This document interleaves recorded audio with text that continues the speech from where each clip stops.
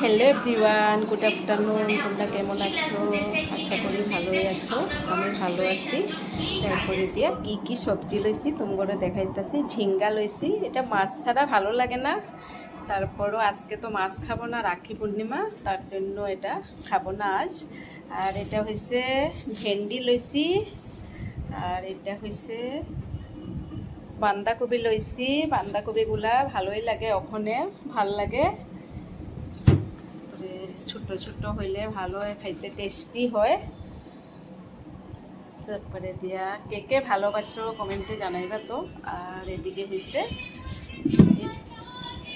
হয়েছে চাল কুমড় লইছি। এরকম টাইপের চাল কুমড় বড়া খাইতে বেশি ভালো লাগে। তারপর দেখো অত দেখা লইছি, তাও একটা দাগ হয়ে গেছে। আগে দেখলে লইতাম না, তারপর আর লইয়াই লইছি, আর কি করুম।